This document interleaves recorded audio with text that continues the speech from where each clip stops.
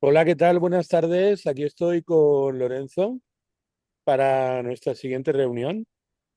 Y bueno, tuvo bastante aceptación la primera reunión que tuvimos. Mucha gente encomió pues el cariz de nuestra conversación, consideró la sesión como una sesión muy provechosa. Y aquí estamos, bueno, pues para vivir esta segunda parte.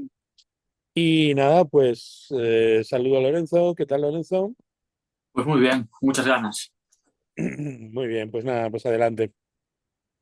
Si quieres empezar con alguna pregunta o alguna cuestión, ¿quieres que tratemos previamente? Bueno, el tema de hoy es el cuerpo, ¿no? De la astrología en sí mismo, ¿no? Los factores que la conforman, ya de una forma más explícita.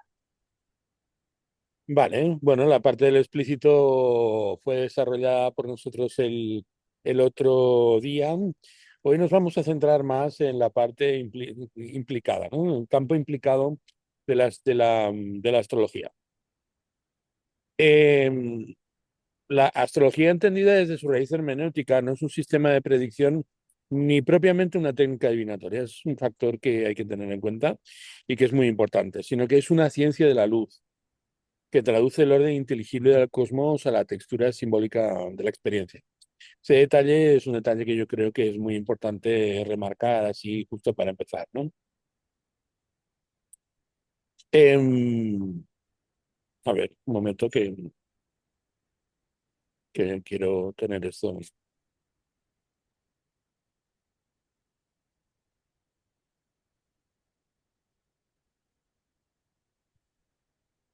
que no sé por qué no me... Vale.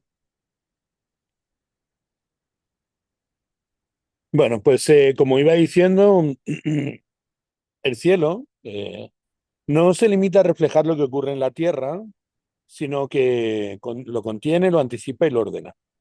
Todo cuanto se manifiesta en el mundo sensible es la proyección de un arquetipo celeste y de una estructura de sentido que precede a los hechos, ¿no? La función del astrólogo tradicional no se interesa tanto por el futuro como secuencia de eventos, sino tanto por el presente como huella de la eternidad, ¿no? Cada instante, y esta es la idea, encierra en sí la totalidad del tiempo y cada nacimiento, pues es una revelación singular del logos universal. Por eso definir la astrología exige comprender que su objeto no es el firmamento físico, sino el orden de la significación. Este detalle hay que tenerlo muy presente. Los Claro. planetas son portadores de luz y la luz es el medio del logos. La luz, de hecho, es el acto puro. La astrología estudia la semántica del cielo y no su dinámica material. Y desde los pitagóricos y los herméticos se concibe que el cosmos es un texto que el alma debe aprender a leer. El movimiento de los astros es como el ritmo de este discurso divino, y el arte del astrólogo consiste en reconocer las correspondencias entre las palabras celestes y las experiencias terrenas. La carta natal no es tanto un mapa del espacio, sino una imagen del tiempo, y ese detalle también es muy importante. La función está relacionada, la función está relacionada con el kairos, con el momento, sí.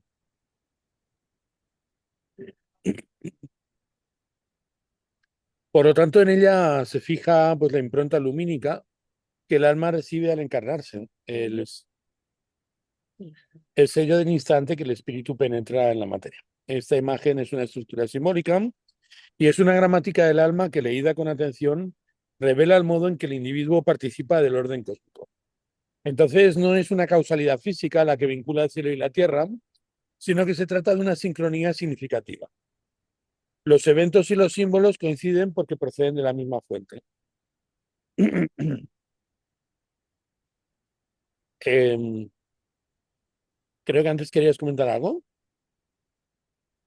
Nada, era hacer hincapié en el hecho, o sea, es que lo que estás haciendo es eh, en contraposición o al revés de lo que la cosmovisión moderna contempla, estás añadiendo la vertical a la horizontal, ¿no? O sea, una visión científica de una causa y un efecto es visto desde un punto de vista secuencial de lo que va antes y lo que va después, y la astrología añade una dimensión vertical de una causa, no como algo que antecede a un efecto, sino como Como un ese principio mismo efecto. teleológico que hay implícito en la propia potencia de lo que se activa cuando estamos hablando de una secuencia causal, porque no deja de estar sometido a una causa. Es decir, estamos hablando de la causa en un sentido teleológico, como Y decir que en realidad vinculado a la vida existe pues en todas las formas de vida un propósito implícito en ella, como una potencia que actúa a través de la esencia del ente natural, que lleva al ente natural a la expresión plena de su forma, ¿vale? Con lo cual ahí estamos operando desde una causa, que es una causa, podríamos llamarlo así, que se encuentra más allá del orden, más allá del orden de lo concreto, en el nivel, podríamos llamarlo así, del intelecto divino, en el nivel del nous, en su expresión más amplia, ¿no? El primum mobile actúa como un atractor y ese atractor no, como tú muy bien estás diciendo, no se mueve en una secuencia vertical de abajo a arriba, sino que se mueve en una secuencia vertical pero de arriba a abajo. Y también hay que tener en cuenta otro factor muy importante respecto de lo que estás comentando. Creo que es muy importante reseñarlo, que es el hecho de que en sí, en la disposición de los cielos, existe un orden en el cual vemos que lo que ocurre en el mundo es reflejo de lo que está pasando arriba. ¿Sí? Y por lo tanto es lo que ocurre arriba lo que marca el desarrollo de lo que está pasando abajo. Y bueno, esto es parte de lo que hemos estado comentando a lo largo de estas últimas sesiones, por ejemplo, en el nivel premium, es decir, en las clases de logos, cuando hablamos acerca de la contramujea y la mujea, ¿no? La contramujea, pues, es ese punto en el cual el nivel de lo terrenal adquiere, pues, la potencia en lo que representan los planetas cuando se encuentran más cerca de la Tierra para ir desarrollándose a lo largo de todo su proceso evolutivo, ¿no? Y en sí lo que estamos viendo, por lo tanto, al referirnos a este esquema de esferas celestiales, es de un ámbito es el ámbito de lo que opera en la potencia a través de la esencia planetaria y la actualización de las posibilidades que existen a priori, a través de esa forma, la entelequia, que opera de manera inmanente. podríamos hablar de preeminencia ontológica en este sentido. Sí, podríamos hablar de preeminencia ontológica. Hay que tener en cuenta que una de las bases fundamentales para entender el esquema general de nuestro oficio, las técnicas, están muy relacionadas pues, con su genealogía, con su genealogía,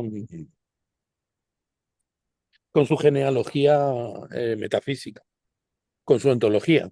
Y en ese sentido, el papel fundamental lo cumple pues, la teología primera y la teología última referida a lo que estaría compendiado en la metafísica de Aristóteles, en los libros y la teología primera, que estaría relacionado pues, con la física, ¿no? Como los dos libros fundamentales que nos dan un criterio filosófico amplio para poder entender en qué sentido manejamos pues, nuestra visión de las causas. También hay que tener en cuenta que el concepto de causa que sostiene pues, todo el marco astrológico es, por decirlo así, eh, cuatripartito, y tenemos cuatro causas, lo que estuvimos comentando en la anterior sesión, una causa sustancial, una causa formal, una causa eficiente y una causa final. Y en general, todas las ciencias tradicionales y todas las técnicas tradicionales basadas en esas ciencias, pues tienden a trabajar sobre la causa excelente y la causa por antonomasia, que es este principio del que estamos hablando que opera inmanente de acuerdo pues en todas las formas, ¿no? Causa excelente, dices. Sí, la causa por excelencia, la causa por antonomasia, ¿no? Claro, nosotros tenemos una afiliación que nos vincula al orden de lo celeste y por lo tanto al motor inmóvil y al acto puro, que es la luz. Entonces ese acto puro se ve revelado a través de la plenitud de la forma que se expresa en el desarrollo del ente cuando el ente alcanza pues, su más elevado grado de desarrollo, ¿no? Pero ¿cuál sería esa causa excelente? La final. La teleológica, claro. Es interesante, ¿no? Plantearlo en términos, lo que decías hace un momento, en términos de genealogía. Sí. Porque ahí ya no hablamos de causas-efectos en un sentido mecánico. Bueno, en un sentido, es difícil entender el cosmos como un mecanismo, ¿eh? De hecho, la clave para entender y entrar pues, en el marco general de la astrología tradicional como hermenéutica, la clave es entender el universo no como un mecanismo, sino como un organismo. ¿Mm? Claro, pero lo fácil es entenderlo como un mecanismo, yo creo. Es lo que Bueno, nos inculcan, ¿no? lo fácil para nosotros en una posición mecanicista, podríamos llamarlo así desde una perspectiva mecanicista emergentista. Una ciencia, una concepción más bien del universo, más que una ciencia, que defiende pues que de alguna forma lo complejo nace de lo simple por agregación cuantitativa, ¿no? Que en un momento dado una agregación cuantitativa pues puede llevar a un qualia que dé un salto de nivel y eso evidentemente es totalmente ajeno al concepto en términos amplios que defiende pues el paradigma helenístico, totalmente. Eso sería evolución sin involución. O sea, sin esa conexión de arriba a abajo, ¿no? Es que el concepto de evolución es un concepto muy problemático desde la perspectiva de la tradición esencial, porque desde el punto de vista de la tradición esencial, todo está operando, todo está operando en potencia. Y por lo tanto, de lo que se trata no es tanto de evolución como de actualización. ¿Mm? De redención, O sea, podríamos hablar. todo existe ya en potencia. No puede ocurrir nada que no esté prefigurado. Es decir, si no, las cosas que no pueden ser no son. Y el poder ser es la potencia. Entonces, la activación de la potencia es necesaria para que se dé pues, cualquier desarrollo y cualquier proceso de manifestación. ¿Mm? Claro, la bellota da lugar al roble y el roble, más que la evolución de la bellota, su despliegue, podríamos decir. Correcto. Es una forma muy gráfica y muy potente de expresarlo, sí. Entonces, la astrología en su nivel más alto es una disciplina hermenéutica. Interpreta la relación entre el alma y el cosmos y entre la forma interior y el movimiento exterior. Entonces, su lenguaje, de raíces míticas y filosóficas, no pertenece al ámbito de las ciencias naturales, sino al ámbito de la ciencia del alma, y las ciencias naturales entendidas en su concepción moderna. Estamos hablando de la ciencia del alma, que es el alma, ¿no? Es que ese factor importante. El alma es la causa que se expresa a través de la forma que adopta la sustancia. Entonces, esa forma que adopta la sustancia prefigura una materia prima. Esa materia prima es la potencia. Entonces, esa potencia contiene una energía, una actividad que a través de la esencia se despliega y en consonancia con el orden de la forma implícita pues, en esa potencia de la que estamos hablando, ¿no? Esa activación se da por mor de la interacción con la causa eficiente. La causa eficiente son las interacciones procedentes del entorno y por lo tanto aquellas interacciones que de alguna manera disparan en la relación que mantiene el ente con el entorno, pues aquellas implicaciones que están encerradas dentro de su marco esencial. Pues el alma es la forma, de acuerdo, pues que adopta la sustancia, ¿vale? Y por lo tanto está íntimamente vinculada y precede a la expresión de la materia. Desde el punto de vista de Aristóteles, la materia no es lo que percibimos a través de los sentidos. La materia es lo que presupone aquello que percibimos a través de los sentidos. No podemos acceder a la materia porque la materia está oculta detrás de la apariencia de la forma. Yo, por ejemplo, estoy viendo la forma de esta botella, ¿vale? La forma de esta botella es apariencia y esa apariencia me está ocultando lo que opera como potencia en el orden material de la botella. Entonces hay una sustancia, que es una sustancia extendida, que es una sustancia en la que todos participamos, que está experimentando el cosmos a través de una apariencia determinada, que es una apariencia dividida. Entonces esa apariencia dividida presupone acotar la sustancia. Esa sustancia acotada es la materia, que carece de propiedades por sí misma, porque las propiedades residen en el alma.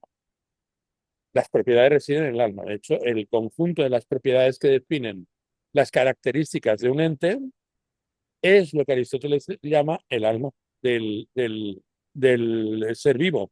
Por eso, para Aristóteles no tiene sentido hablar de un ente natural que no esté vivo. Es decir, la vida es una característica inherente a la materia.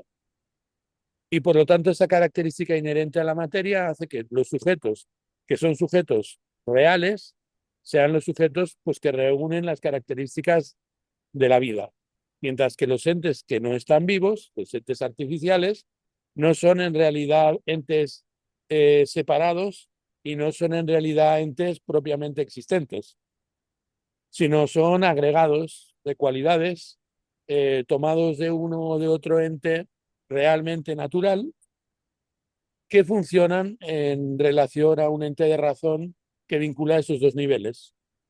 Y por lo tanto, cuando estamos hablando de una silla, o estamos hablando de un celular, o estamos hablando de un coche, o estamos hablando de un toldo, pongamos por caso, de lo que estamos hablando es de una cosa que no existe por sí misma, sino en relación a las propiedades que apelan a las características de los distintos entes naturales de los que está compuesto el ente tecnológico y sobre todo la función no ética propia del sujeto que constituye esos agregados para darles una utilidad, ¿vale?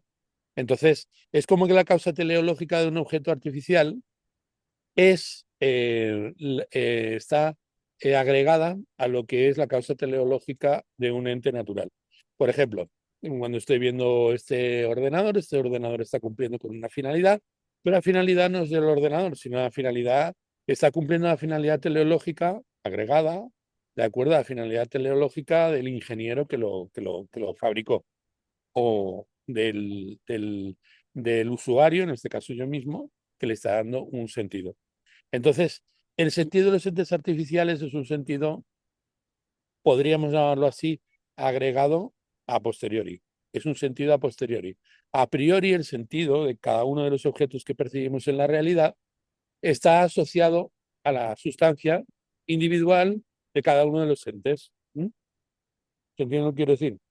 Con lo cual, cuando estamos hablando acerca de la ciencia del alma, estamos hablando en realidad de una ciencia que se vincula no al formato amplio que habla de la física mecánica, sino del orden en el cual se integra el conocimiento que tiene la potestad de articular formalmente las manifestaciones propias del ente potencial que se activa en su proceso de desarrollo a través de la causa eficiente proyectado hacia un principio universal cuya función es la de causa última o causa teleológica.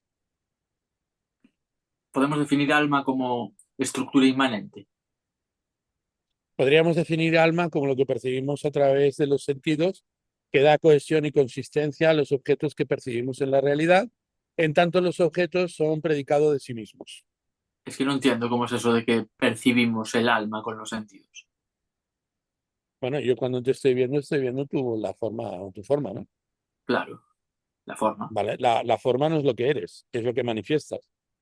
Entonces, la manifestación de la sustancia universal, yo la estoy percibiendo como una forma separada.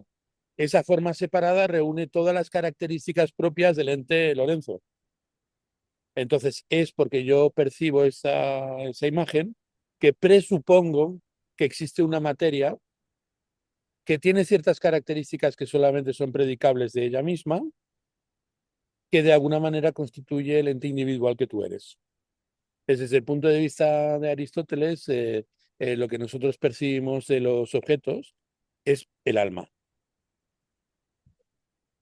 aquello que da sentido a los objetos que percibimos, que es la apariencia.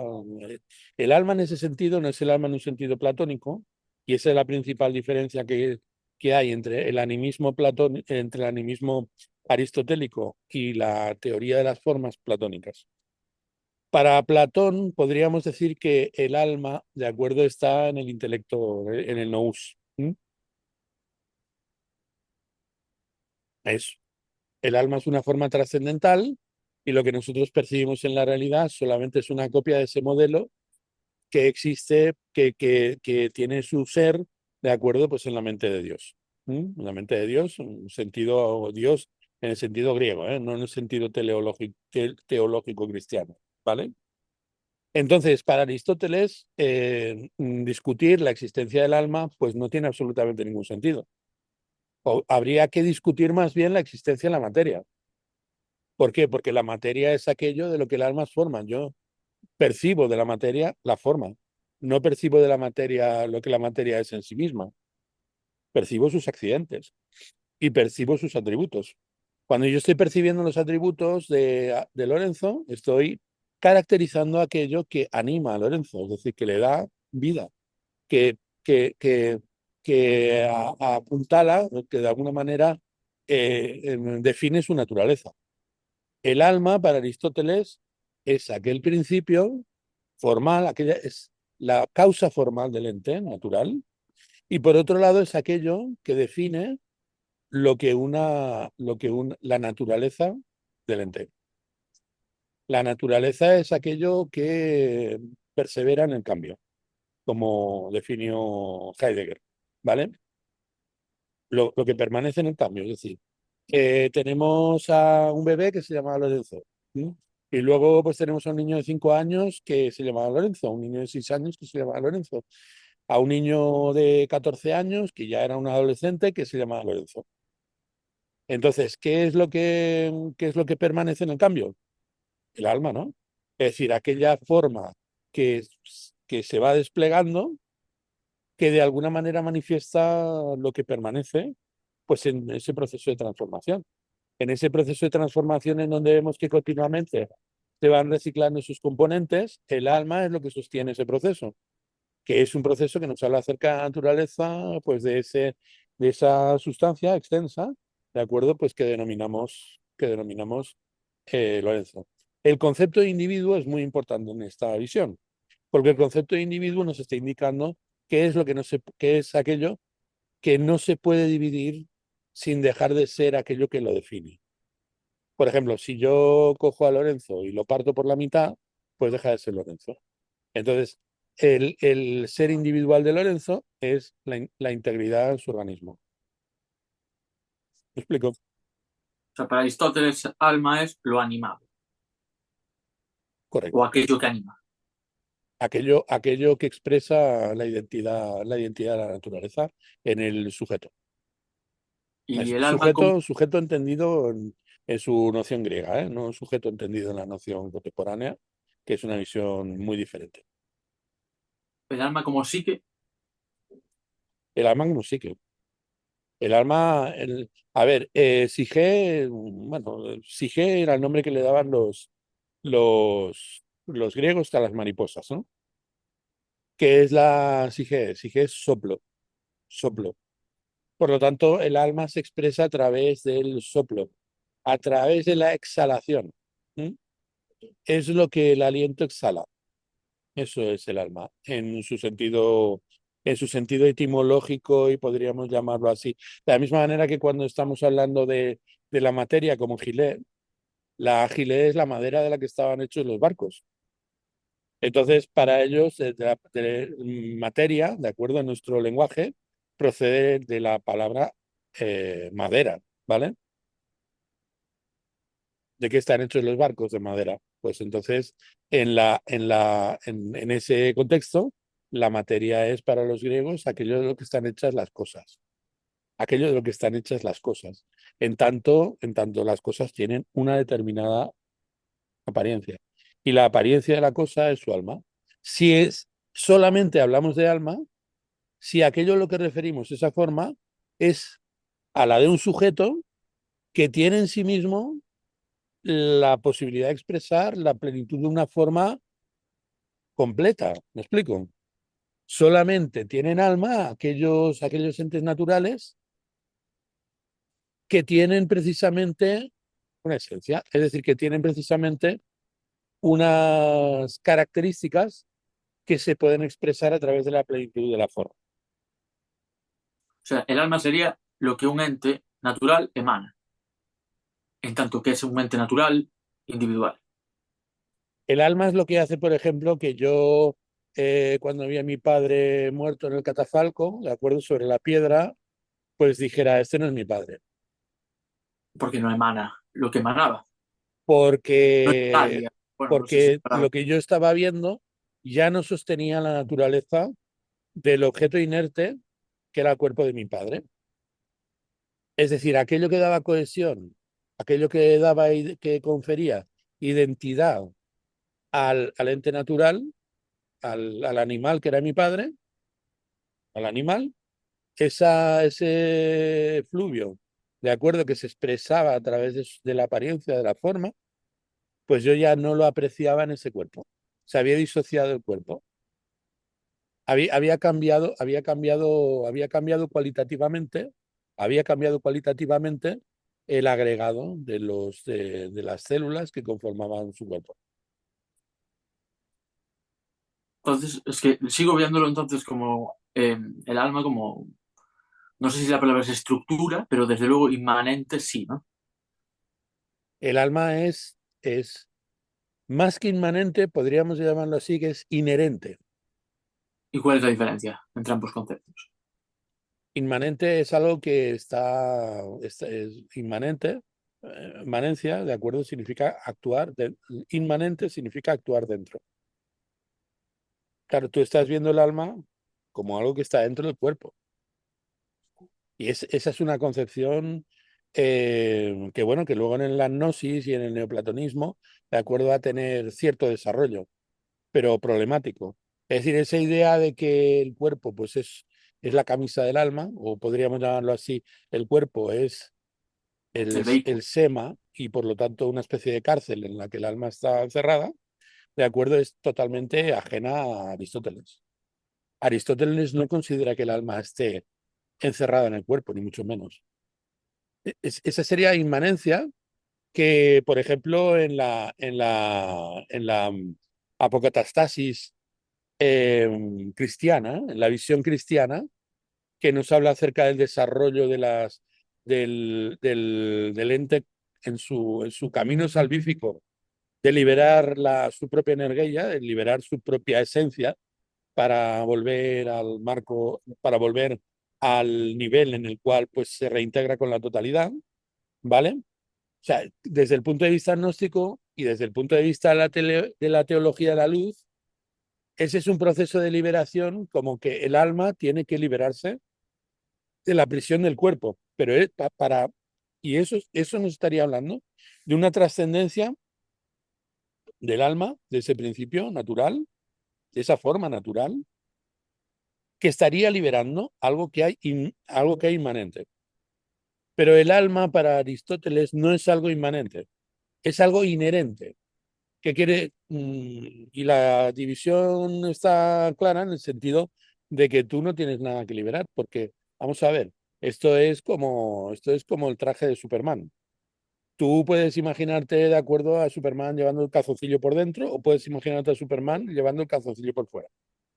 Llevando el calzoncillo por dentro sería inmanente, o sea, el calzoncillo inmanente, que cuando se quita el traje, pues sale en calzoncillos el Superman, o lo puedes ver inherente, que si el calzoncillo pues lo lleva por fuera.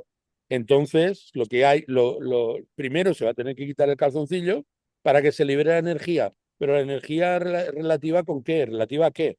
Relativa a la causa material, de acuerdo, que el alma constriñe. Es decir, desde el punto de vista de Aristóteles, el alma no solamente es aquello que se transforma a través de la naturaleza del ente, sino que es algo más. Es decir, se trata de un principio que al desplegarse libera la energía propia de lo que hay encerrado potencialmente. Con lo cual lo que trasciende no es el alma, lo que trasciende es la sustancia. Y en ese sentido Aristóteles pues, abre la mente a comprender el mundo como lo comprendía Nagarjuna, como el hecho de que yo cuando estoy viendo pues a este perrito que pasa por delante en estos momentos de mí, estoy viendo cómo Dios experimenta una, estoy viendo la forma en que Dios experimenta el mundo, porque Dios está experimentando el mundo a través de la forma del perrito. Entonces yo no estoy viendo, no estoy viendo la forma del perrito como expresión de la sustancia del hipoqueimenón universal. Entonces, dado que lo estoy viendo, al tiempo que estoy viendo el perrito, estoy viendo a la señora que sostiene la correa del perrito y los veo como cosas diferentes, pues necesito postular una causa material. Y por lo tanto, al postular una causa material, digo que son diferentes, porque tiene una causa material distinta al perrito y la señora. Y entonces es cuando se produce la separación, la disociación. Entonces, si yo cojo al perrito y lo parto por la mitad, pues el perrito deja de ser perrito.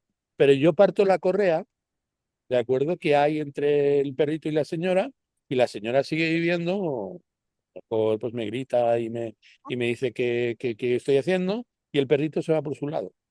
Es decir, el, el, el, eh, el perrito es un ser individual porque cuando yo lo corto en pedacitos, deja de ser perrito.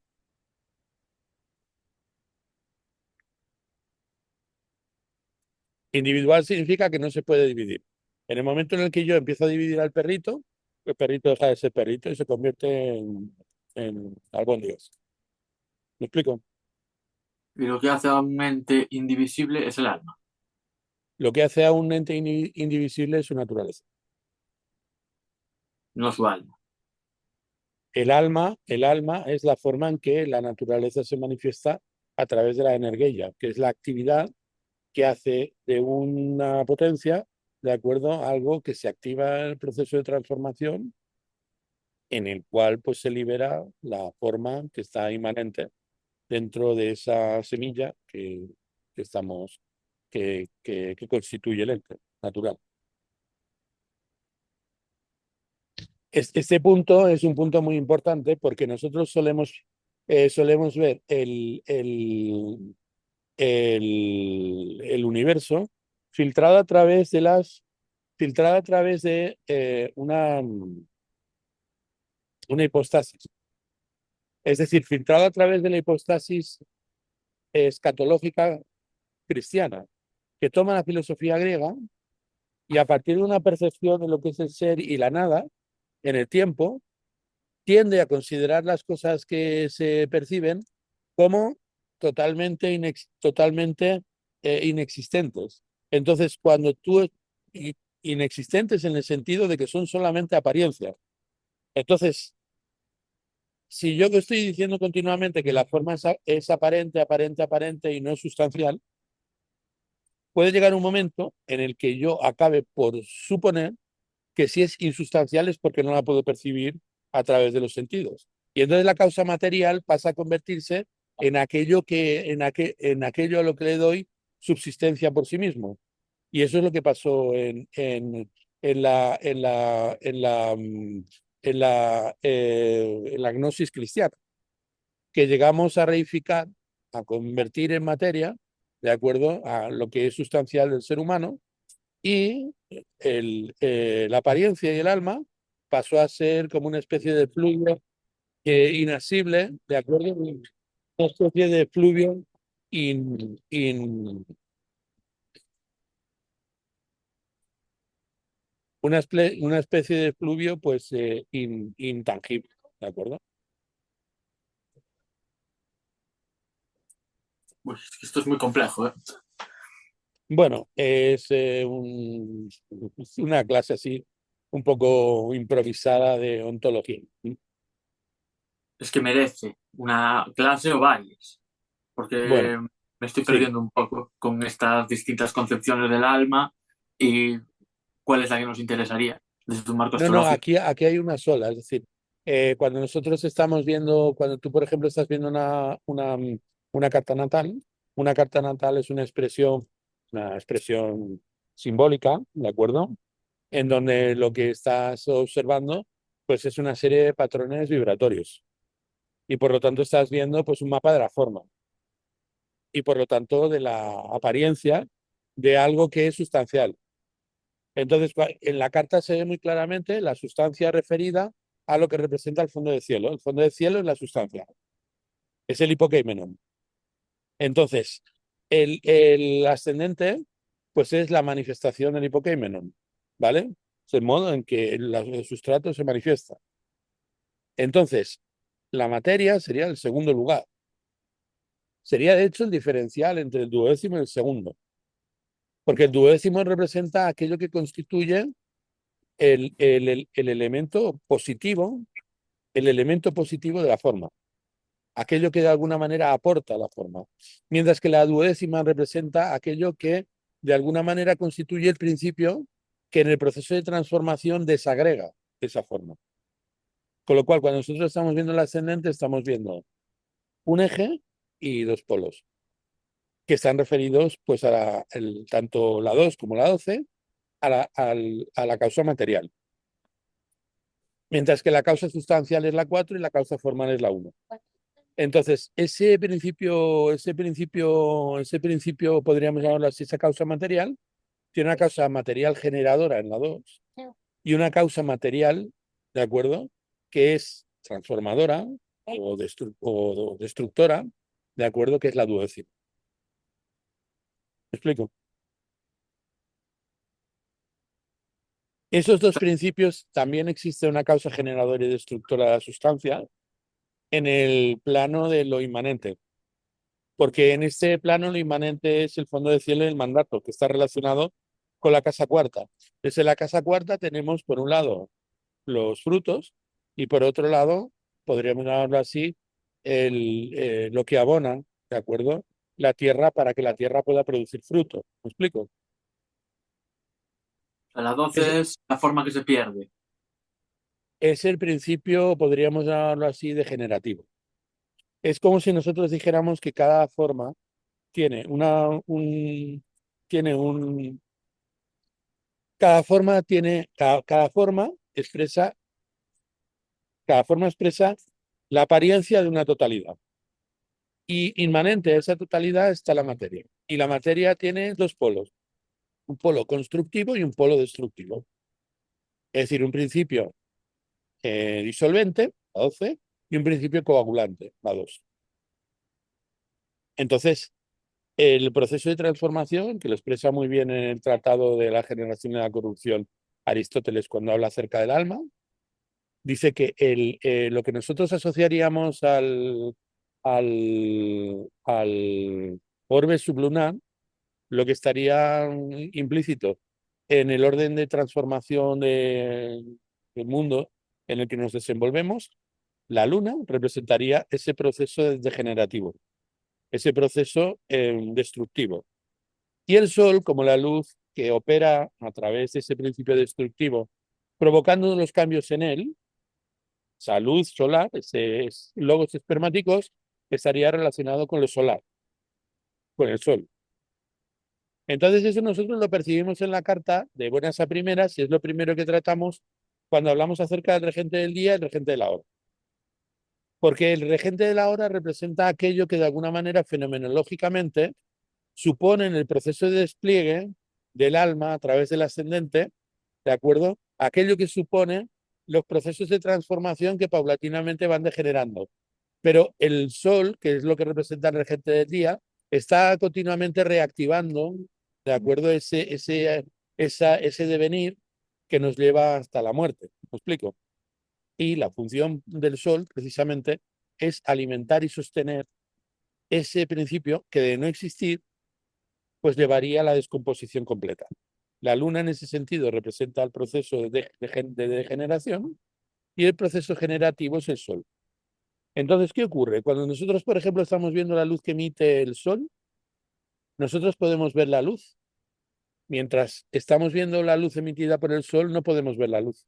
Para ver la luz es necesario que la luz atraviese un medio. O sea, atravesar un medio lo estimula y provoca una vibración en ese medio. Entonces, ese medio, que es lo que hemos hablado muchas veces, que representa el arjé o la gilé o la, o la gilé, ¿de acuerdo? La gilé proté, es decir, la materia prima, ¿de acuerdo? Está relacionada con la luna y esa vibración, pues es lo que llamaríamos el neuma. ¿Mm? ¿Te entiendo? Sí, o sea, podemos decir que tanto la casa 12 como la luna, como el regente de la hora, nos está hablando de cómo mi materia, o sea, cómo las formas que mi materia genera se van degenerando hasta desaparecer, y la casa 2 el sol y el regente del día habla cómo mi materia produce formas.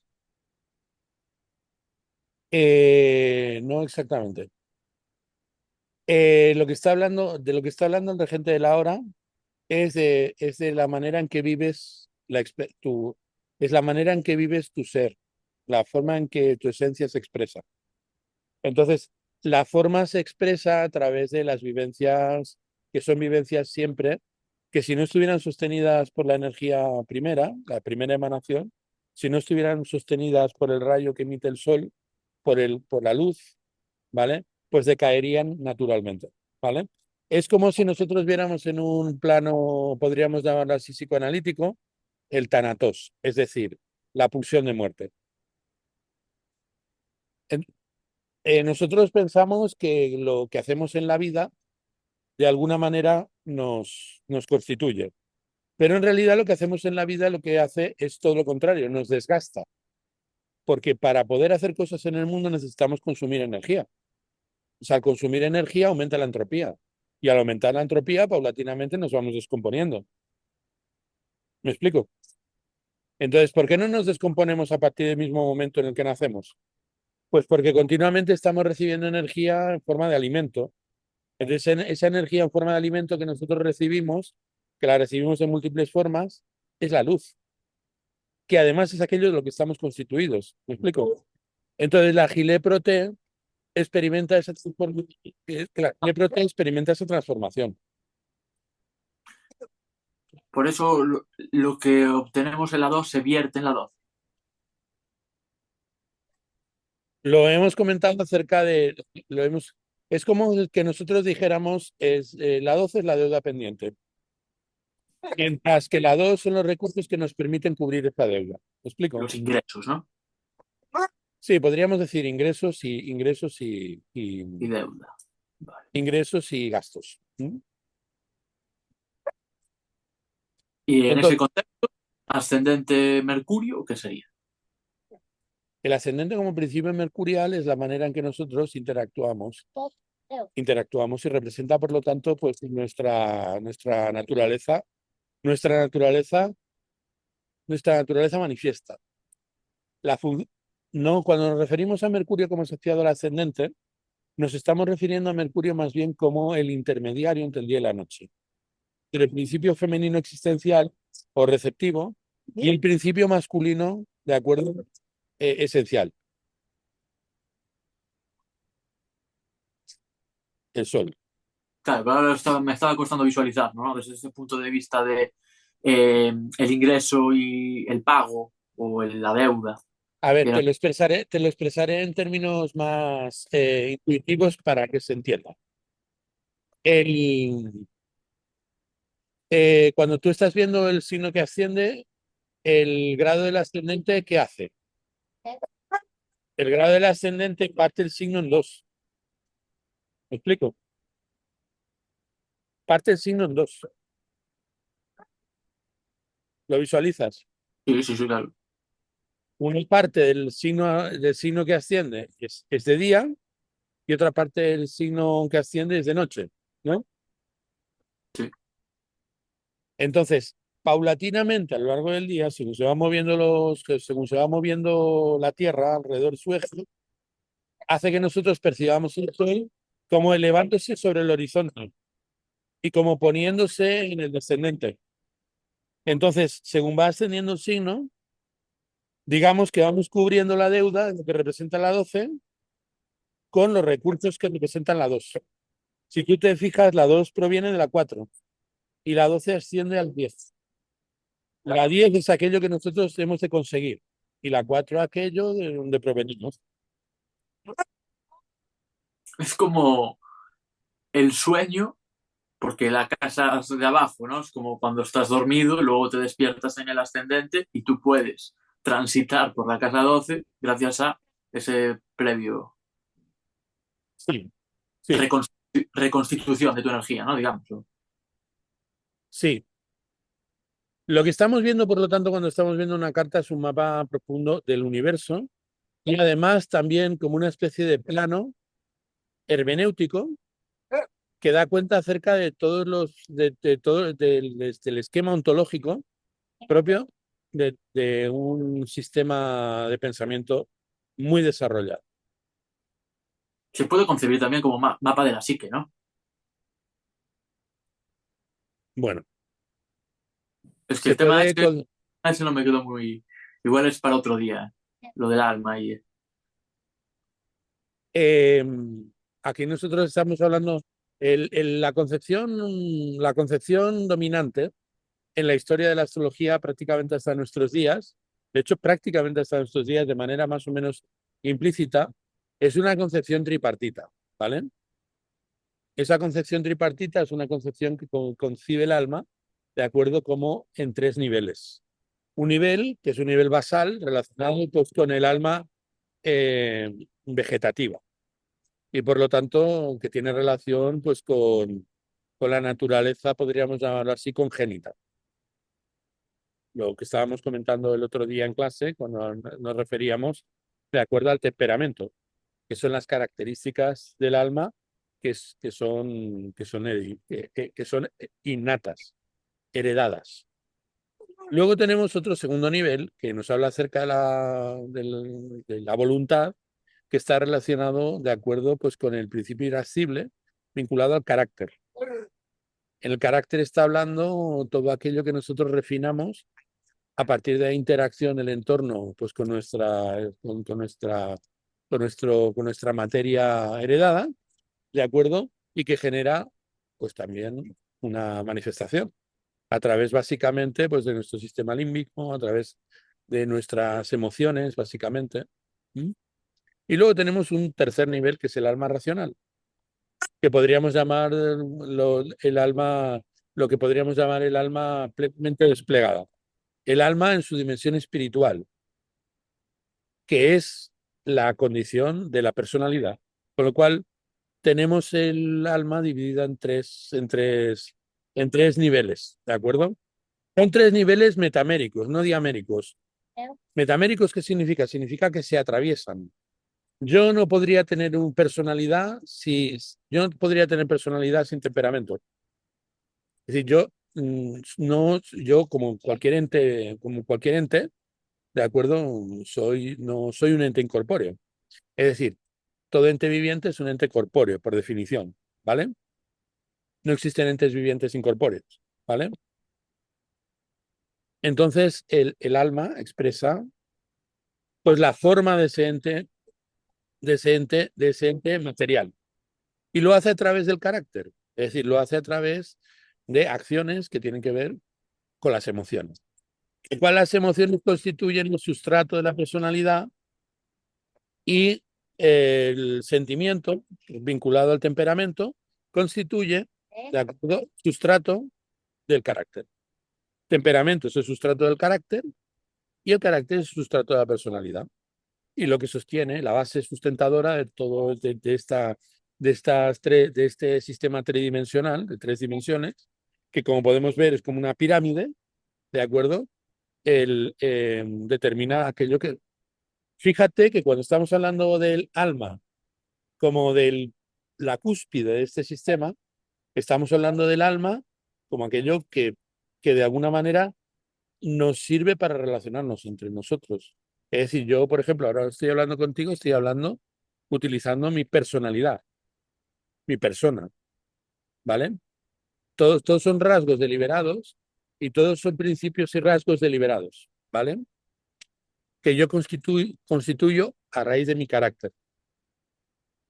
Pero entonces, Conforme nosotros vamos interactuando, al interactuar, la personalidad no puede sostenerse en el tiempo, porque una característica que tiene el ser consciente es que no puede sostenerse por mucho tiempo. Es decir, no puede sostenerse por mucho tiempo porque exige atención. Pues cuando disminuye mi nivel de atención, empiezan a surgir del temperamento los rasgos de mi carácter. pero los Entonces, tres estados son alma o solo en la personalidad. perdón, Es que estabas hablando de los tres niveles del alma, pero luego al final acabas de decir que el alma es lo que está en la cúspide, o sea, la personalidad. No claro, entiendo. porque el alma es, lo voy a decir en términos teológicos, es una y trina. Es como si nosotros dijéramos, que tú cuando, por ejemplo, ves una pirámide, la pirámide tiene dos acepciones en la construcción antigua. En lo alto de las pirámides, que estaban recubiertas de mármol, ¿vale? Estaban recubiertas de mármol. Nosotros ahora las vemos como terracota, pero en realidad estaban cubiertas de un mármol que les daba una constitución como cristalina, ¿de acuerdo? De mármol. En la parte de arriba había lo que se llamaba el piramidión. El piramidión era una pirámide, de hecho era un un octaedro seccionado por la mitad, ¿vale? Es decir, un cubo, ¿de acuerdo? Con los dos vértices puestos en el eje transversal de la pirámide, que estaba hecho de oro, que estaba hecha de oro, esa cúspide estaba hecha de oro. El piramidión es la plena expresión de la pirámide en su cuerpo. Vale. Es como si dijéramos lo que resume lo que resume el principio integrado de todos los niveles de la pirámide. Me llama la atención que digas que, como decías algo así, como que esto fue así hasta casi hasta ahora. Y yo estaba pensando, o sea, es que estás hablando del cerebro tripartito también, ¿no? De reptiliano, límbico y neocórtex. O sea, Correcto, un paralelismo absoluto.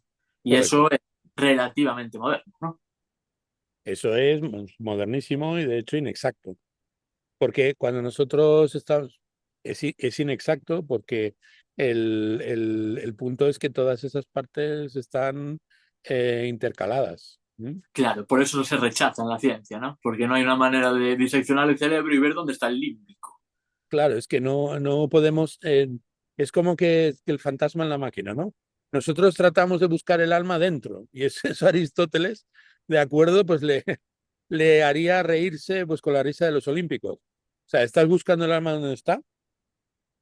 El alma no está dentro. No es que tú, no es que tú eres una cárcel y no es que el cuerpo es una cárcel y dentro está el alma como si fuera una especie de fluvio, como si fuera un gas, o como si fuera, qué sé yo, un homúnculo. O sea, para Aristóteles tiene una visión mucho más audaz y mucho más moderna.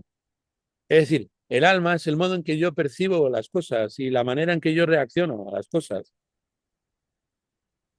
¿Me explico? Y por lo tanto representa la forma en que manifiesta el sistema en su conjunto. Es la forma ordenada de la materia. ¿Y cómo se relaciona el alma individual con el alma del mundo? Pues como el todo, como la unidad en la totalidad. Lo que representa el alma encarnada, es decir, lo que llamaríamos el Atman, ¿de acuerdo? El alma encarnada es la unidad en la totalidad. Es decir, lo uno en el todo. Yo lo digo porque el alma del mundo no la ves, ¿no? O sea, tú verías almas individuales, el No, alma no, del alma, es el que alma de la persona. la totalidad es el alma del mundo. La totalidad, es decir, aquellas cosas que hay que nosotros constituimos en nuestro campo perceptivo, todo lo que hay alrededor, eso es el alma del mundo. Entonces, ese alma del mundo tiene un principio que la mantiene, que mantiene, de acuerdo, todo lo que percibimos a través de los sentidos engarzado, que es la unidad de la conciencia, ¿vale? Esa unidad en la totalidad, lo que permite que nosotros percibamos la totalidad como una, es el alma. Con lo cual, la relación que mantiene el alma del mundo con el alma individual es la relación que mantiene el todo con la unidad. Y entonces podemos No, decir, no, no con la parte, porque cuando estamos hablando de la parte, estamos hablando del alma escindida. Es decir, estamos percibiendo no el alma inherente, supuestamente inherente, ¿de acuerdo? El alma inherente la estamos percibiendo como un alma inmanente. Y estamos viendo el mundo como un principio trascendente, y ahí estamos, pues, entrando. Por eso decía Agustín, ¿de acuerdo? Que el demonio tiene tres caras, ¿no? El mundo, la carne y el pecado, ¿no? Es decir, cuando nosotros estamos hablando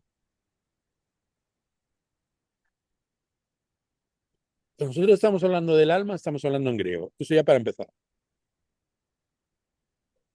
podemos definir entonces la carta natal como una imagen de cómo el alma del mundo se pliega ante mi propia alma individual. No sé si plegar es la palabra, ¿no? Pero bueno, se adapta. Podríamos ver la carta como el principio unitario de una totalidad. De hecho, es literal. Es decir, tú estás viendo la totalidad unificada en un diagrama. En el Como una diagrama estás viendo la totalidad ordenada. ordenada a partir de un foco, de una perspectiva. La carta es una, ¿no? Sí, claro. Es una. Y esa carta pues expresa la totalidad. En esa carta vemos pues todo lo que es sensible, de acuerdo, en el orden de las esferas, en el orden celeste, en el mundus aspectabilis, ¿no?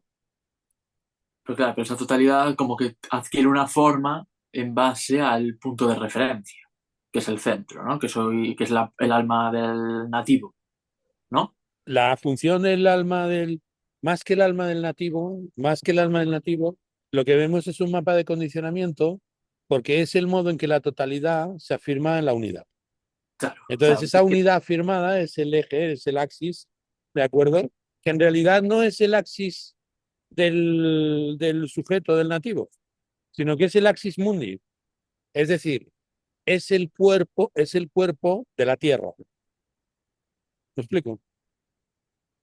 Es el axis mundi. Lo que pasa y es que nosotros asociamos el axis mundi con el alma individual. Es es decir, que con yo aquello. participo de ahí, ¿no? Yo participo yo soy un axis mundi, de alguna manera, ¿no? Igual que un árbol, o igual que... Tú eres el modo, una forma en que el universo tiene de reconocerse. El universo para conocerse necesita unificarse, porque si no es un totum revolutum, ¿no? Es decir, yo estoy viendo el mundo que está compuesto de cosas muy diversas. El mundo para reconocerse necesita unificarse. Es decir, necesita mm, eh, devenir organizado, ¿no? Pues para organizarlo hay que unificarlo. Entonces, cada una de las cosas que nosotros percibimos como entes discretos, como entes separados, es un intento del universo por expresarse unitariamente. Cuando yo, por ejemplo, estoy viendo el árbol, alrededor del árbol está todo el universo y el universo está, de alguna manera, sosteniendo ese árbol como un totum integratum, como un todo integrado. Y el árbol representa la unidad del cosmos en su forma árbol. Mientras que en la forma chucho que no se calla, ¿de acuerdo? Pues también, ¿vale? Pero es un axis mundi también, ¿no? Es el empeño de la totalidad por experimentarse a sí misma como una unidad. Entonces aquí la gran pregunta es por qué existen ese conjunto desperdigado de unidades, siendo que cada unidad implementa implementa el universo en su conjunto. Y la respuesta, pues es la respuesta de Dioniso Areopagita, ¿no? Que es que el universo, de acuerdo, es un campo en el cual tenemos el centro en todas partes y la circunferencia en ninguna, mejor dicho. Sí, el centro en ninguna parte y la circunferencia, o sea, el centro en todas partes y la circunferencia en ninguna. ¿Me explico?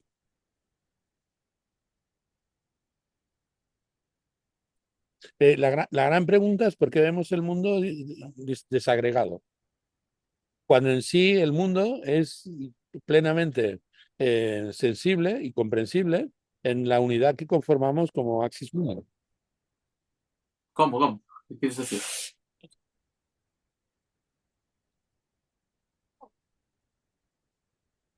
Es decir, ¿por qué vemos las entidades separadas? Es decir, ¿por qué yo puedo ver a ese señor allí y yo estar aquí y percibir a ese señor como diferente de mí, cuando Porque en realidad, porque cuando en realidad, de acuerdo, resulta que formamos parte de lo mismo?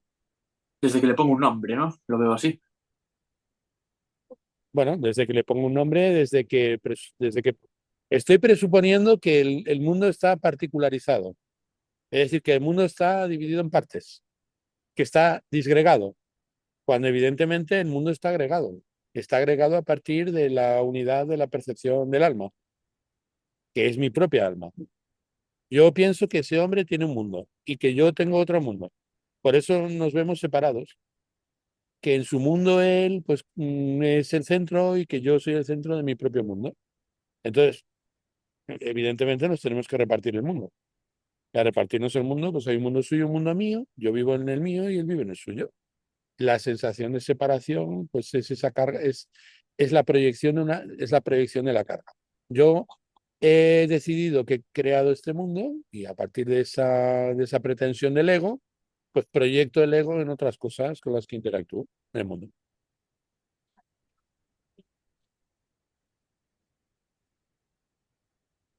Pero bueno, evidente, cuando nosotros estamos viendo la carta de un momento y por lo tanto al ver la carta de un momento estamos viendo el mapa de tránsitos pues de toda humanidad, de toda la naturaleza.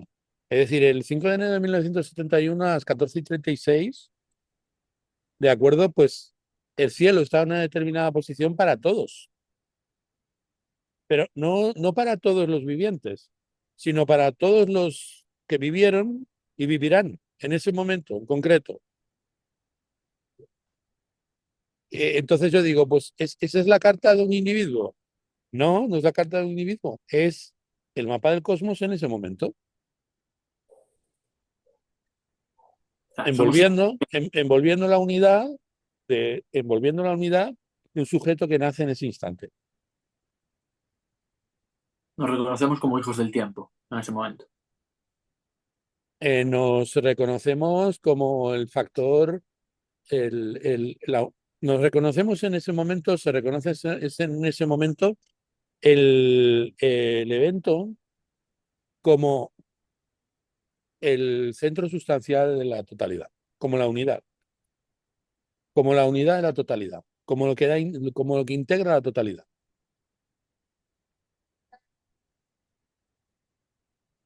Es difícil de visualizar, pero este ejemplo lo vi, ¿eh? Lo vi claro. Lo que acabas de decir, el por qué no soy el centro del mundo, ¿no? O sea, La primera razón por la que uno no es el centro del mundo es porque para que el mundo exista es necesario que yo lo experimente desde mi pequeñez. Es decir, lo experimente desde mi posición, de acuerdo, retirada del mundo. Ese es el principio del Shin. Es decir, el principio del Shin es que yo me retiro, renuncio en mi unidad a conformar la totalidad y en la medida en que renuncio a, a la totalidad aparece ante mis ojos como algo externo. Eso es lo que hace el Ein Sof al principio. Lo que hace el Ein Sof es decir, Yo, para reconocerme, renuncio a la totalidad, renuncio a ser la unidad del todo, y de esa forma el todo puede convertirse en algo externo a mí. Entonces, el universo es tanto más maravilloso, tanto más grande, tanto más hermoso, tanto más complejo, cuanto más pequeño, cuanto más insignificante, cuanto más eh, eh, insulso soy como ente individual. Yo me contraigo, me convierto en el ser más abyecto de la creación, me convierto en la mota de polvo más insignificante del universo, siendo que en realidad soy la unidad de la totalidad, y conforme me voy haciendo más pequeño, lo que hay dentro sale fuera. Es decir, lo que yo llevo dentro, que es la totalidad que yo unifico, pues sale fuera en un acto en un proceso de expansión que nace pues de la contracción. Yo me contraigo y el universo se expande. ¿Se entiende? Sí, esto es irradiación, ¿no? Ahí estamos viendo la emanación, la primera emanación. Ahí estamos hablando de la emanación del Sin Sum. Entonces, es que eso tiene una doble dimensión, tiene una morfología circular y una morfología que es una morfología no circular, sino lineal. La morfología circular habla acerca de que en ese proceso los distintos mundos se anidan y por lo tanto se implican recíprocamente. El círculo lo que representa es la unidad en la totalidad y por lo tanto el modo en que se fragmenta es un modo ordenado, ¿vale? Mientras que ese modo ordenado se vuelve diamérico, es decir, se vuelve diacrónico en el tiempo, a través de un proceso en el cual vemos una paulatina jerarquización. Y entonces en ese proceso de paulatina jerarquización vemos los diferentes niveles del universo. Pero el universo en todo su esplendor requiere de que nosotros estemos en el nivel más bajo, en el mundo de la acción y en el mundo concreto. Por eso el alma está íntimamente vinculada al espíritu, está plenamente tutelada por el espíritu. El espíritu, ¿de acuerdo? Es el neuma, ¿de acuerdo? Es el nous que contiene ese neuma, paulatinamente se va degradando, y al tiempo que se degrada el neuma, toda la energía mm, contenida en ese principio primordial, pues se extiende. Como por ejemplo ocurre pues con cualquier cosa que se degrada. Las cosas que se degradan liberando energía, aumentando la entropía. ¿Se ve? Lo que pasa es que la entropía es creciente en un sistema cerrado, pero es menguante en un sistema abierto. Y el universo es un sistema abierto, no es un sistema cerrado.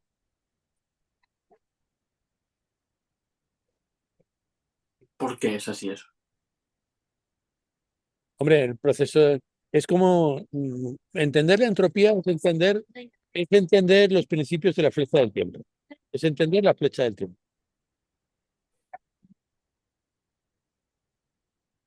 Es decir, hay cosas que pasan, hay cosas que pasan. Lo que pasó ya no puede no haber pasado. Es irreversible. Es decir, yo cojo el café, echo en el café un poco de agua de vichy y una vez mezclado, eso ya no puede volver a desmezclarse. Es irreversible. Aumenta el desorden.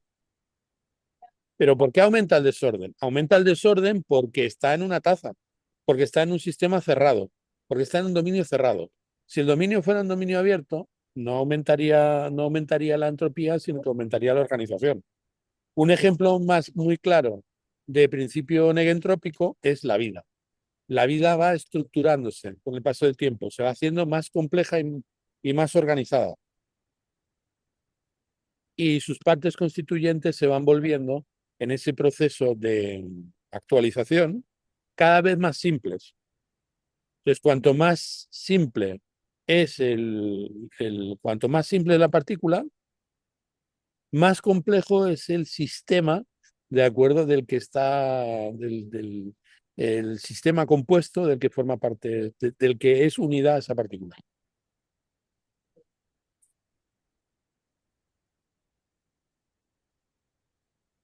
Todo esto son una serie de bases cosmológicas, así expresadas mal y pronto, de acuerdo, no lo estamos expresando muy sistemáticamente, pero que dan cuenta acerca de cómo es el orden universal y nos puede dar una idea acerca de la enorme riqueza conceptual que conlleva la descripción de una carta natal. Porque la carta natal en sí misma es el libro que explica todas estas, es decir, el mapa natal, contiene en sí, bien o sea, comprendido en sus implicaciones y en el modo en que se lee, explica en sí todos estos principios y muchos más. Cuando tú estás viendo una carta, estás viendo una enciclopedia del cosmos.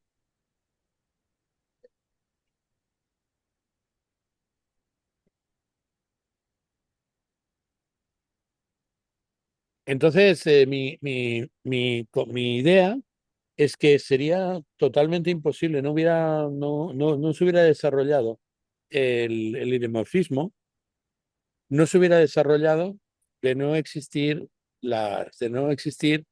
el alimento eh, de las eh, y la visión propia de los astrónomos.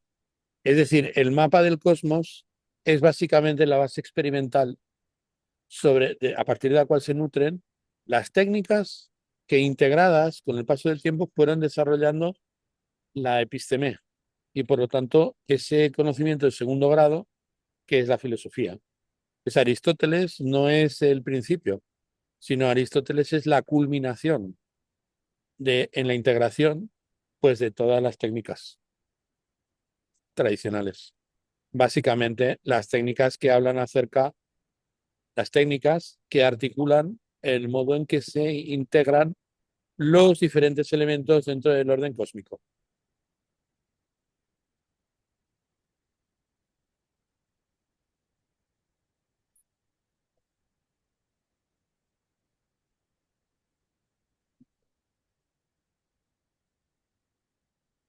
Es por eso que nosotros no hablamos de la astrología, con sus raíces míticas y filosóficas, como una ciencia natural, sino como una ciencia del alma.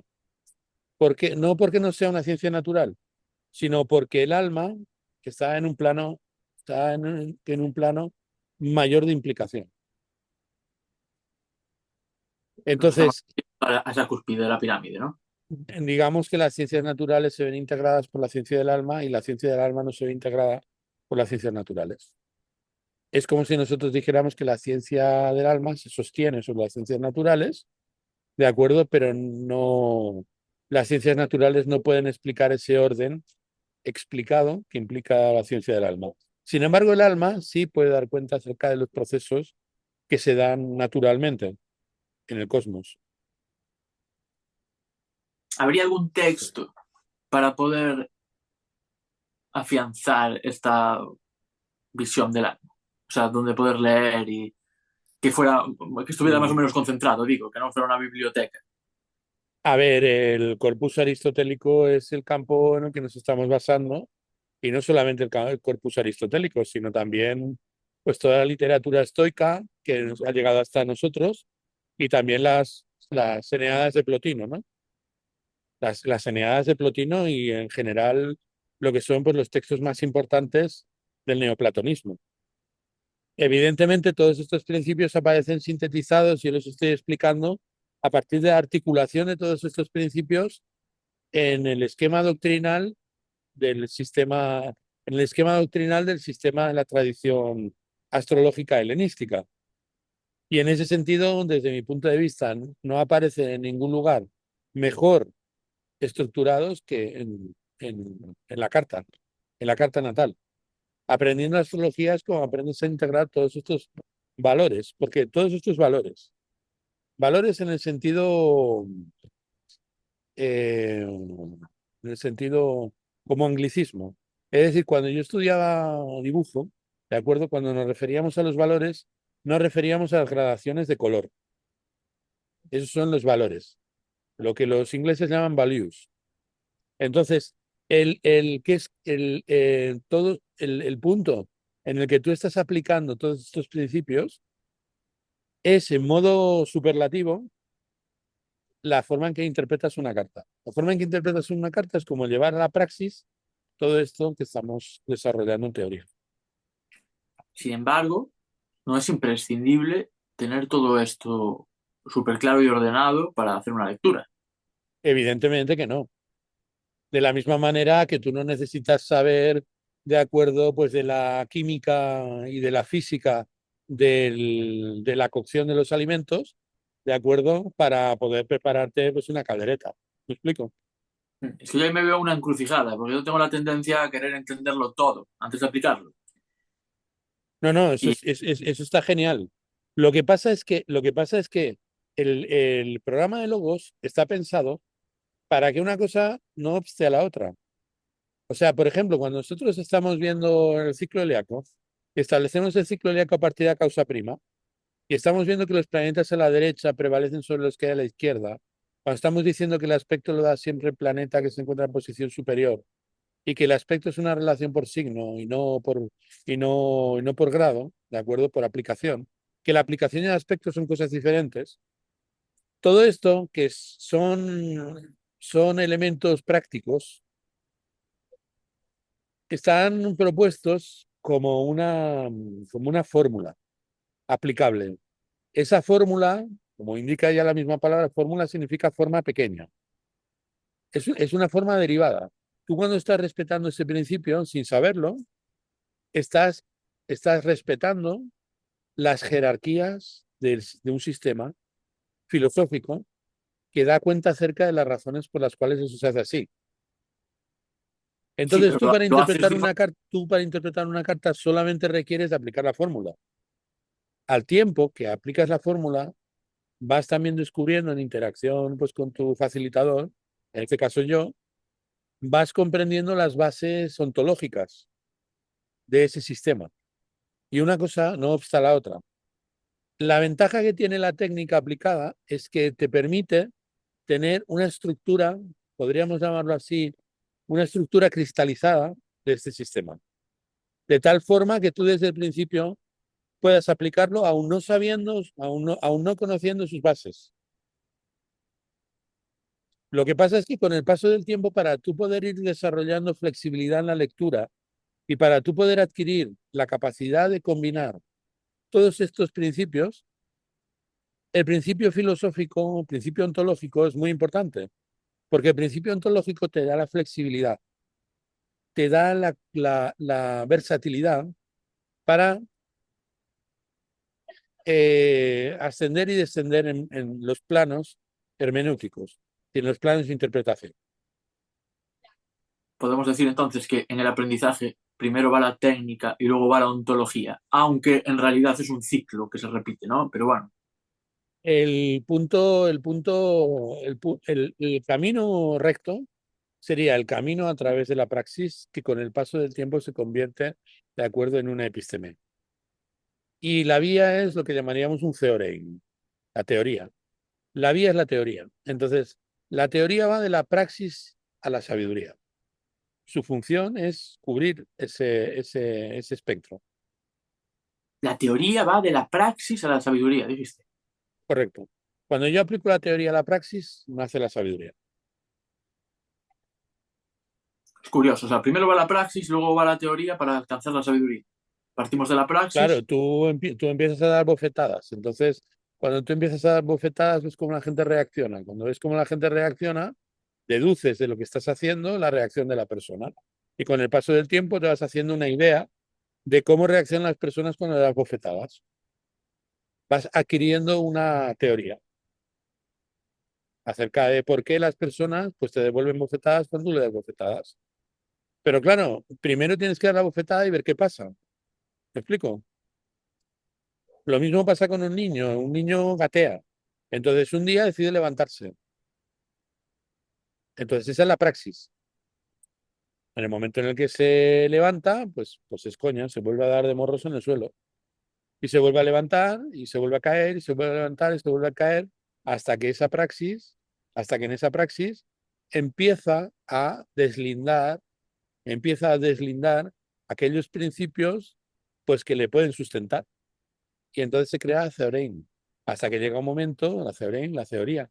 De hecho, teoría significa procesión en griego.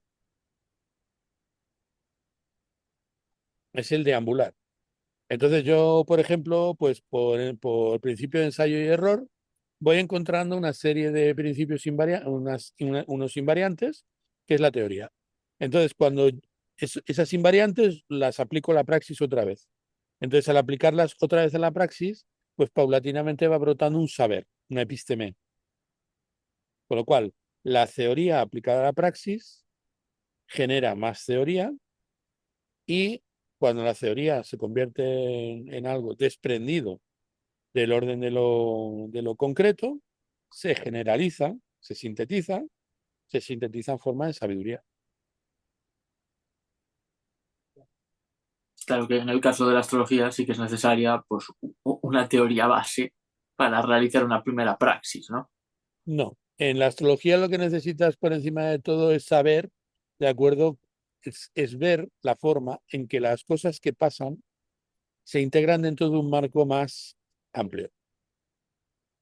Hombre, ya, pero si yo no sé lo que es el regente del día, no sé lo que es el regente de la hora, o la causa sustancial, o el fondo del cielo, bueno, si Y yo no tengo una... si no hay una motivación previa por tu parte, a partir de lo que es la experiencia de lo cotidiano, es decir, si no hay un impulso a partir de lo concreto que despierte en ti la curiosidad por saber qué es el regente del día y qué es el regente de la hora, no va a surgir espontáneamente, de acuerdo a la necesidad de agregar esa. O sea, lo que ocurrió en mi vida es justamente el orden contrario al orden natural en el proceso de desarrollo del conocimiento en un sentido tradicional. Y yo empecé a estudiar filosofía. Al estudiar filosofía me dije que lo que quería realmente era conocer las bases filosóficas del paradigma contemporáneo y las bases de la ciencia. Y me interesé por la ciencia de los griegos. Y con el paso del tiempo, desarrollando la ciencia de los griegos, pues me empezó a interesar la medicina, sobre todo, y la astronomía. Y vi que la medicina y la astronomía, pues de alguna manera se relacionaban a través de un paradigma que fue integrándose con el paso del tiempo, hasta que llegó un momento en que me di cuenta de que existía una tradición sapiencial que de alguna manera daba cuenta de las bases y de los principios que fueron construyendo esos campos de conocimiento, esas técnicas. Entonces, con el paso del tiempo, pues quise aplicar ese conocimiento y al querer aplicar ese conocimiento, fui descubriendo pues las técnicas de la astrología tradicional, las técnicas de la alquimia tradicional, las bases de la hermética y los principios que pues, yo puedo aplicar en la vida cotidiana. Pero esa es una forma invertida, es una forma inversa de proceder. Porque no es así como yo hubiera aprendido astrología si hubiera estado en ese mundo. Yo allí la hubiera aprendido seguramente de un maestro al que me hubiera acercado y a quien yo hubiera querido imitar, ¿vale? Entonces, ese maestro pues me hubiera dado las claves y las pautas para ir desarrollando un conocimiento práctico. Yo a partir de ese conocimiento práctico hubiera inferido pues los principios generales del oficio que iba aprendiendo. Y con el paso del tiempo, en interacción con mi vida y con la gente con la que trato y con la manera en que vivo en este universo, pues iría desarrollando una sabiduría. Y la sabiduría iría depositándose, sedimentándose, como se sedimenta la casa 9 pues de la casa 10 en relación con la casa 11. Es el mentor, la casa 11 mi determinación para que yo paulatinamente fuera adquiriendo pues, los rudimentos de la ciencia. ¿Entienden? Cuando hablamos de práctica o de praxis, hablamos de algo más que leer cartas, ¿verdad? Si hablamos de teurgia o del aspecto teúrgico. Hablamos de teurgia, pero sobre todo en nuestro contexto hablamos de mucha consulta. Estamos hablando de que tú tienes que afrontar la lectura de una carta. Y afrontando la lectura de una carta, a ver cómo respira, cómo respira el planeta, cómo respiran los principios, cómo respiran los principios en el orden submundano, es decir, en el mundo. Pero tú puedes decir, pues bueno, pues Leo es el imperativo categórico, ¿no? Está operando otra vez de cáncer y el Sol se encuentra en Libra en caída, ¿vale? Pero eso, ¿cómo se lleva a la vida cotidiana? Porque resulta que hay personas que tienen esa configuración. Es decir, hay personas que tienen al Sol en caída. ¿Es eso cómo se expresa? La parte teórica, pues, ¿qué es lo que se está diciendo? Pues que la persona trata de afirmar su voluntad en el campo de la vida, en ese orden genérico, ¿de acuerdo? Pues de la casa en donde se encuentra Leo. Por ejemplo, si se encuentra en la casa 7 a través de los vínculos de pareja, asociaciones y aquellas cosas que debe enfrentar. Entonces, para esa persona tiene que cubrir los sacrificios que supone, las supeditaciones que supone y la sumisión al compromiso que supone ello. Porque la energía que requiere es una energía que necesita cubrir esa supeditación y esa subordinación, a partir de la entrega incondicional de sus recursos al otro. Entonces, obviamente, eso se proyecta ¿a dónde? Eso se proyecta para esta persona en la casa 9 porque Libra está en la casa 9 en esa delineación. Y por lo tanto, eso se dará pues, a través de la adquisición paulatina, a través de la negociación con la familia y con nuestras propias raíces, a lo que está apelando la casa cuarta, ¿de acuerdo? A través de la sabiduría, a través del desarrollo de sus propias habilidades y de sus propias capacidades, ¿de acuerdo? Y a través, pues, de su desarrollo espiritual. ¿Qué quiere decirse? Que tú es la técnica, tienes que aplicarla y ver cómo esos rasgos en la técnica se aplican a la vida cotidiana.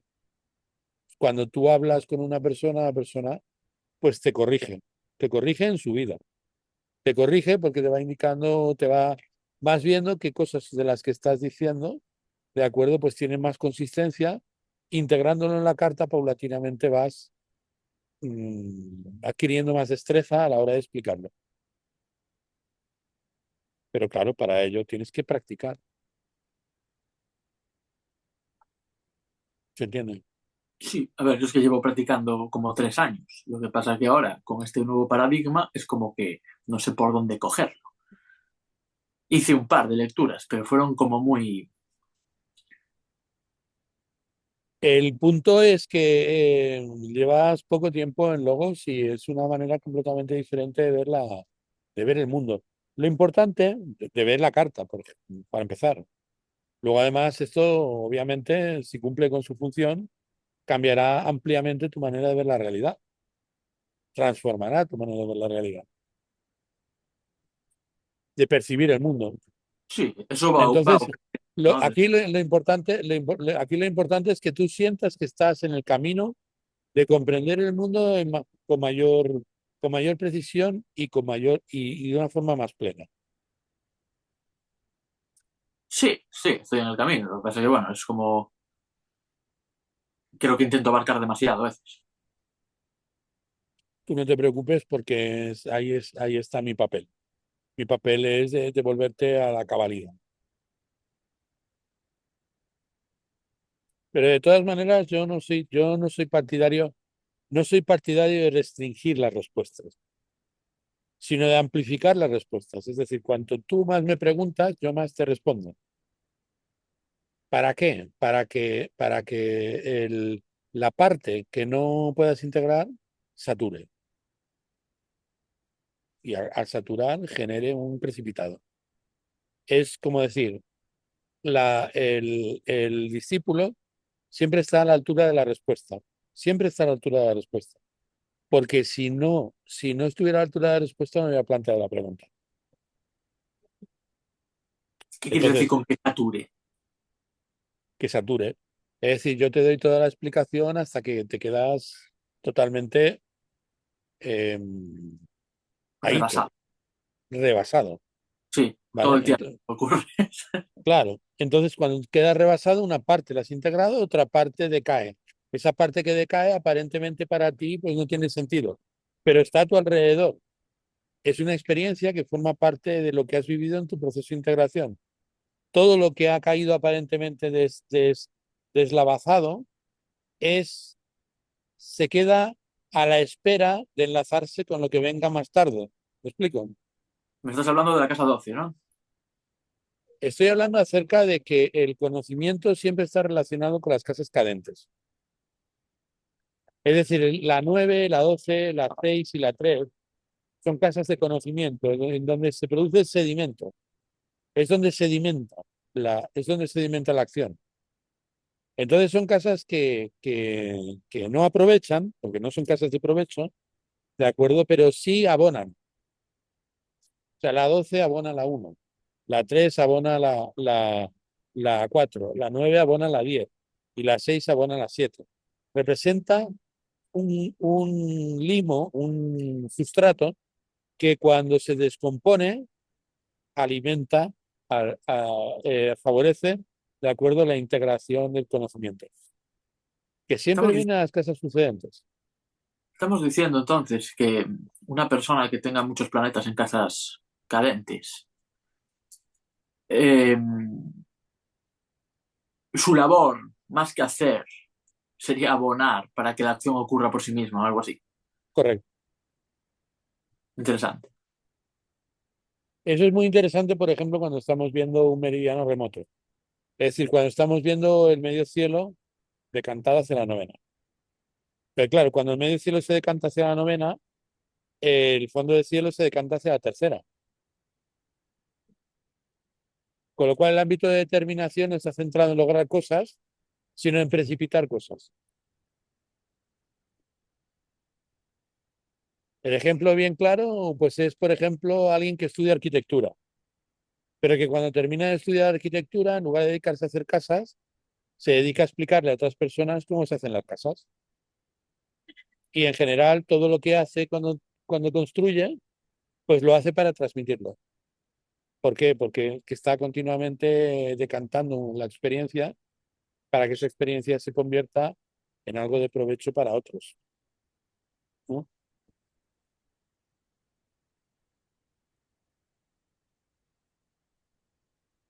O sea, precipitar es como ser causa de otro proceso. Precipitar significa abonar otros campos, sí.